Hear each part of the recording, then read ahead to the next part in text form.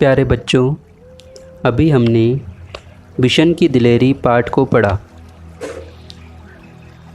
अब हम इस पाठ से संबंधित कुछ महत्वपूर्ण बिंदुओं व सूक्ष्म प्रश्नों का अध्ययन करेंगे। बच्चों, इस चित्र को ध्यान से देखो। क्या इन घरों के आसपास कोई और घर है? बताओ कि ये शहर के बीचों बीच है या इस शहर से दूर? उत्तर: नहीं, इन घरों के आसपास दूसरे घर नहीं हैं। इन्हें फार्म हाउस कहा जाता है। ये शहर से दूर गांवों में पाए जाते हैं। Farm house.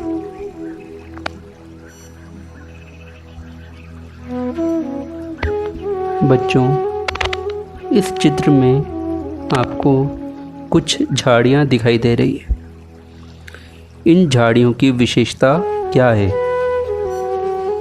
ध्यान से इस चित्र को देखिए और बताइए। उत्तर: जैसा कि हमें देखने से ही मालूम पड़ता है, ये कांटेदार झाड़ियाँ हैं। ये रेगिस्तानी क्षेत्रों में पाई जाती है। पानी की कमी होने के कारण इनकी पत्तियां नुकीली व कांटेदार होती हैं। बच्चों, रिक्त स्थान में आने वाले शब्द का पता लगाओ। कर्नल दत्ता एक कुत्ते को पाल रहे थे। उक्त रिक्त स्थान में कौन सा शब्द आएगा? उत्तर: अल्सेशियन। कर्नल दत्ता एक अल्सेशियन कुत्ता पाल रहे थे। कर्नल दत्ता अपने एक में रहते थे। उक्त रिक्त स्थान में कौन सा शब्द आएगा? चित्र को ध्यान से देखो और पता लगाओ। उत्तर: फार्म हाउस।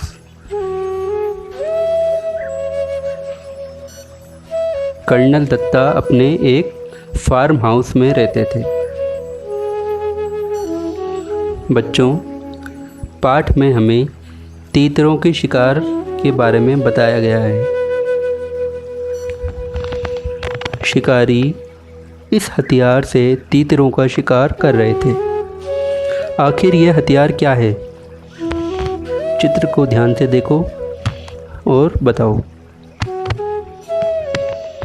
उत्तर: इन्हें बंदूकें कहते हैं।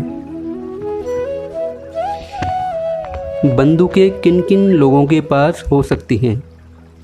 बच्चों, आपने भी कुछ विशेष व्यक्तियों के पास बंदूकें देखी होगी। ज़रा याद करो और बताने का प्रयास करो कि आपने किन किन लोगों के पास बंदूकें देखी हैं और यह किन किन लोगों के पास हो सकती है। उत्तर: ये शिकारियों, चौकीदार, पुलिस व सैनिकों के पास रहती है। कुछ लोग इन्हें आत्मरक्षा के लिए भी रखते हैं।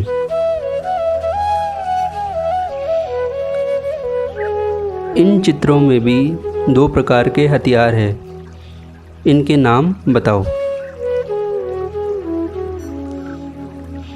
उत्तर: इनके नाम हैं तलवार, धनुष।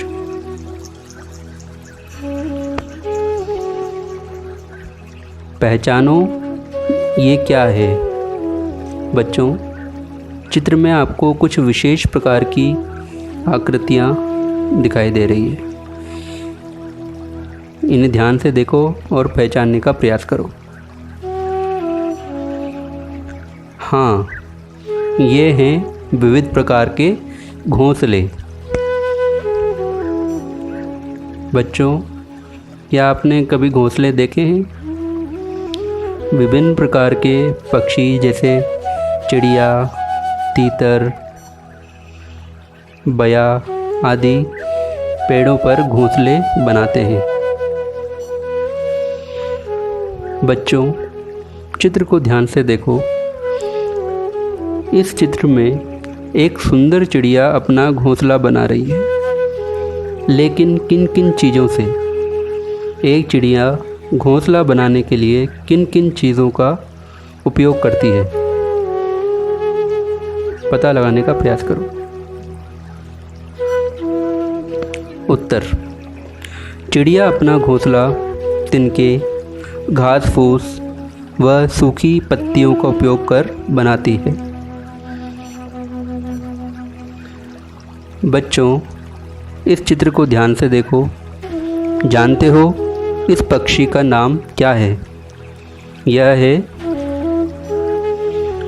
उत्तर: यह है तीतर। बच्चों, इस चित्र में कौन सा खेत है? पाठ में एक प्रकार के खेत का वर्णन आया है। ज़रा याद करो और इस प्रश्न का उत्तर दो। उत्तर: इस चित्र में गेहूं के खेत है।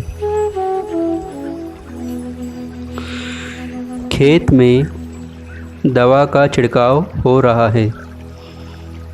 उक्त रिक्त स्थान में कौन सा शब्द आएगा? उत्तर: कीटनाशक। खेत में कीटनाशक दवा का छिड़काव हो रहा है। बच्चों, जैसा कि आपको चित्र में दिख रहा है, खेत में विभिन्न मशीनों व हाथ से छिड़काव करने वाली बोतल का उपयोग करके खेतों में कीटनाशक दवा का छिड़काव किया जाता है।